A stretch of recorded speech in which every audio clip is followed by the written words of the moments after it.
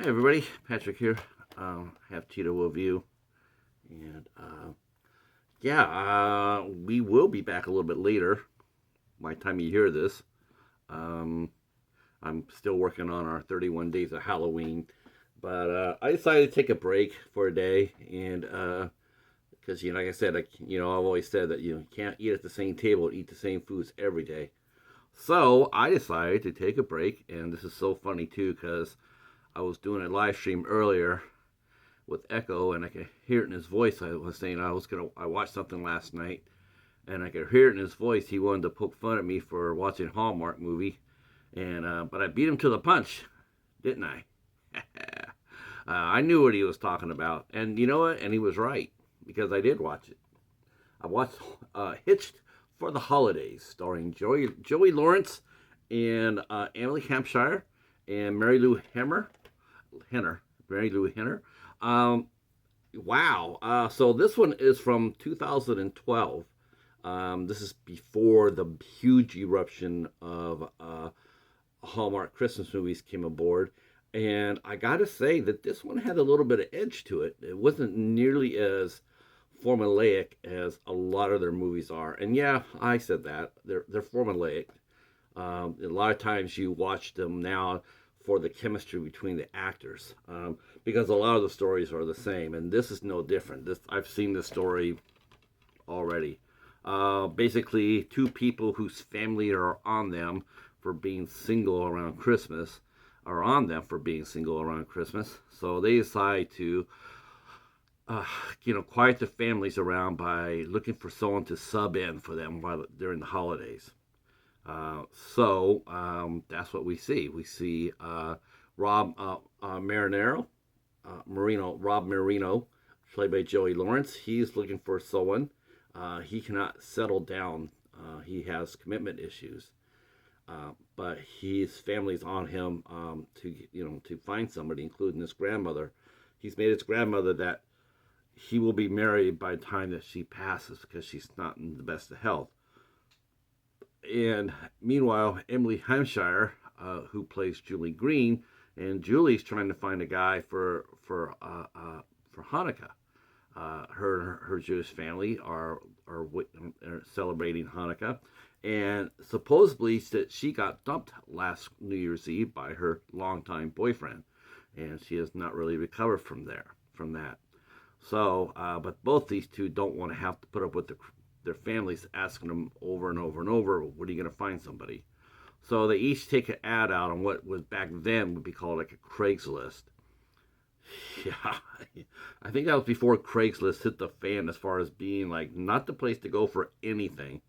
Um, so that was funny. So they each go through the personals on this list, Nikki's list as they called it, and they find each other and they meet and they decide that they're going to help out each other. And so the first thing is that Rob is going to escort Julie to her company's party. She works for a newspaper where she is a film and theater critic, and Rob is an ad agency genius, but he works freelance. He doesn't work at any one agency. Commitment issues. But the first time they meet, it doesn't go so well because Rob is highly nervous and he gets drunk the first time. Uh, Plus, Julie sends him mixed messages because it's just supposed to be strictly platonic, strictly for show.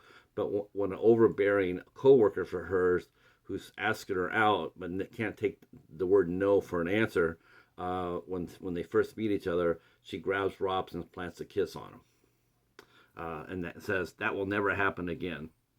So they both work both sides of the street, so to speak. Rob helps Julie with her family, including getting his family to.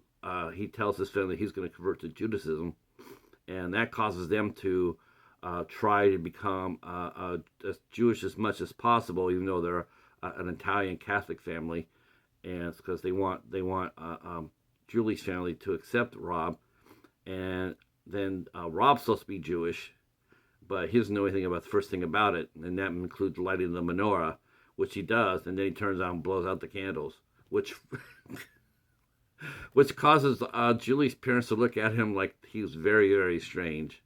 This being a Hallmark movie, they do have their ups and downs, and finally, um, the lies do add up, and Rob starts having conscience. He has a conscience about this, and he tells Julie that during times when he grew up, his mom would just disappear. She would just disappear sometimes for hours at a time, sometimes for days at a time, and they never knew where she went. No one ever told them.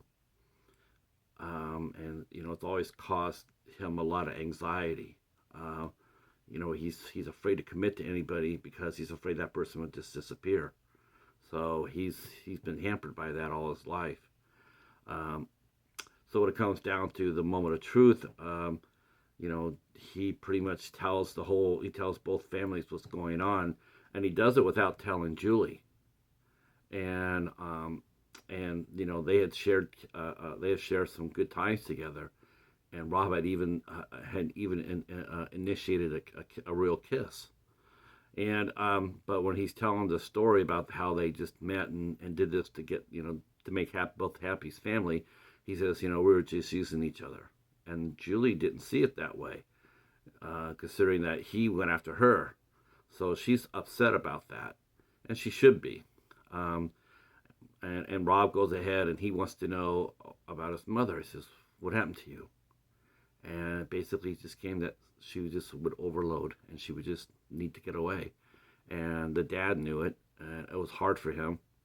But he comes to grips with what mom's telling him, and that helps stabilize him a lot, including landing a really prestigious job. Julie tells him the truth about the breakup. And it wasn't her boyfriend that broke up with her. It was her that broke up with him.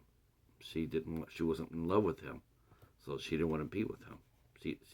So eventually they separate, of course, but they do reunite very cute like, and they decide they're going to give this thing a real run for this money. Like I said, this one had a little bit of steel to it. This was not just your simple dot by numbers. This has some really emotion to it, and the ramifications of telling lies. They didn't gloss that over, and I give that to the writer Gary Goldstein for that. The smart script, and direction by Michael M. Scott was really perfect. I got to tell you right now that I'm a big Joey Lawrence fan as far as his grown-up acting goes. I don't really remember him when he was a youngster, but I have seen him in several things since then as he's grown up, and he's a good actor. He really is. I know a lot of people make fun of that, or him and his brothers and whatnot, but he's got some skills. He's got some chops, and it makes this movie really move along.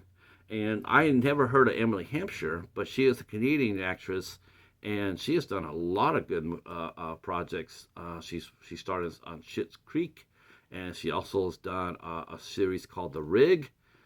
She also has done several films as well. So she has won different awards. So she's yeah. They make a smart match. And really what's different, how you can tell this is the last thing I can tell you how this is different from most of the Hallmark movies is most Hallmark movies get 2 kisses. That's it. You get 2 kisses per movie. This one had 6. And yes, I counted.